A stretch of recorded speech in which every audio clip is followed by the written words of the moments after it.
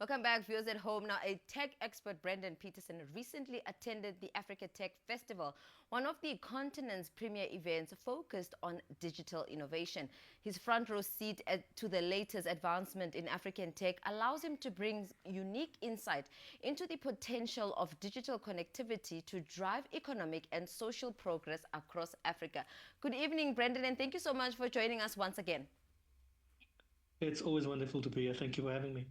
Now, my first question tonight is what were the most exciting or promising tech trends that you observed at Africa Tech Festival?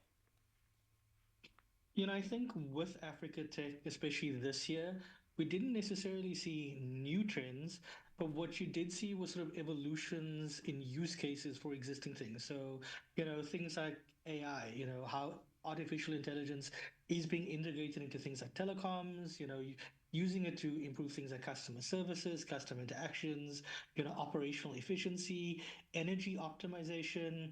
You also would see things like there were companies like MTN, Criterion, who've been using AI for internal operations, for sustainability initiatives. And I think the thing that I was really most excited to see was the sort of expansion and explosion of fintech solutions. There's been lots of companies and sort of individuals looking at how we're using payment solutions for people who are unbanked, for people who are living out in areas that are considered almost too rural for infrastructure to reach. And how do we reach those people and empower those people? And empower them with solutions that make sense for what these circumstances are. So I think those really were some of the best and biggest things that I saw this year. Now, it's quite scary to say. I'm not much of a tech guru, but I have to say, just hearing that there wasn't something new, I don't know whether that should be concerning or not. But given the diversity of the African continent, what are the biggest challenges in bringing digital connectivity to the entire continent? Well, there's so many challenges when you look at the entire continent.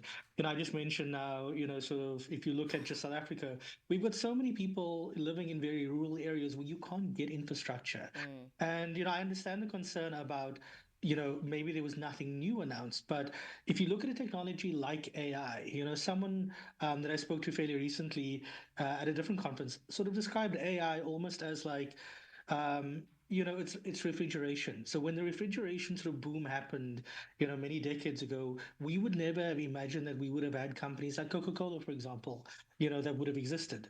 And AI, I think, is sort of really giving birth to a lot of those. So while there might not have been a lot of new, I think the use cases and implementations, trying to find out what do we do with all these technologies, I think is so interesting. And I mentioned Criterion, which is sort of one of those companies. What they're doing to look at sort of AI-powered asset management and green telecom solutions, I think that on its own is just incredible.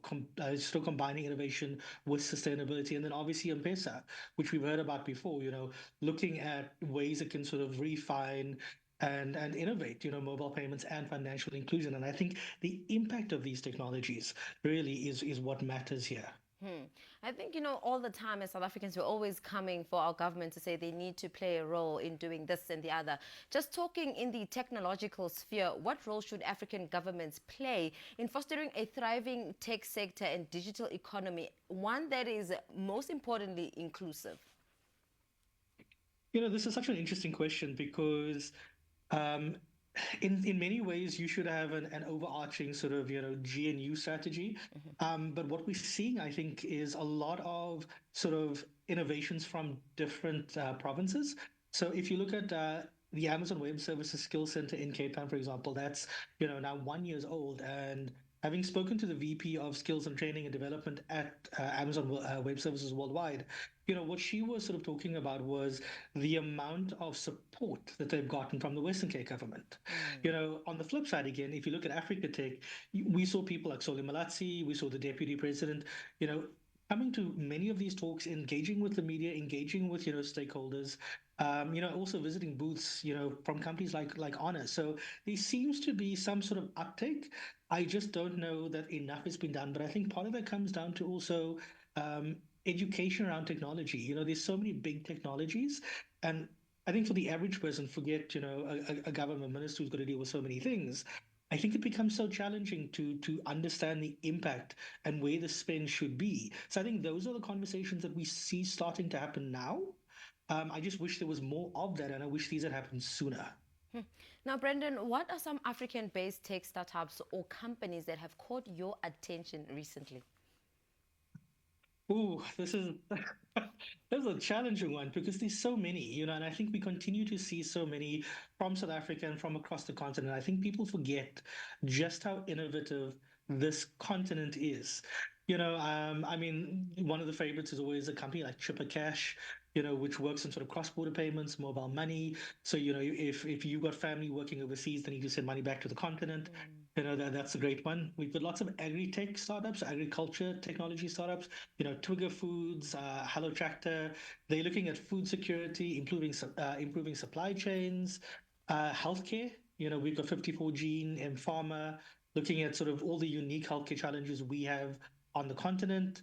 And EduTech, education technologies, Ubongo, Andela, looking to make sure digital skills training is happening, access to education is happening, and then obviously lots of green tech and sustainability startups, Mm. Sun Culture, Ampersand. So I think we're seeing lots of them across the board, in South Africa, across the continent, and we need to hunt down these companies, champion them, support them in whichever way we can. Hmm. Now, I don't want our conversation to close off on me asking a question that's paramount to me, asking you who is your favorite child. But what are your closing remarks on this conversation that we were having recently now on, all things regarding the Tech Festival? I think the tech festival continues to grow, and I think this year one of the standout things, and I think understanding what's happening politically worldwide right now is one of the drivers. But we saw a massive contingent of U.S. government show up and sort of committing resources, committing support to South Africa and to the continent. And I think that was a key thing. But I think we've also seen so many other stakeholders from around the world, from massive companies, really stepping up their investments in the country. And I think that that to me is really the key thing, because as much as I say we've got these local startups who are doing wonderful things, ultimately they need support, they need education, they need funding, they need guidance, and I think you can get that from these big international companies and entities, and that's what we're seeing. So that's a great thing, I think, for the country and for the continent. Hmm. Brendon, thank you so much for, continuously coming in and just sharing insight with some of your journeys you embark on, especially one that gives us insight on what to expect technologically speaking. Thank you so much. Thank you so much.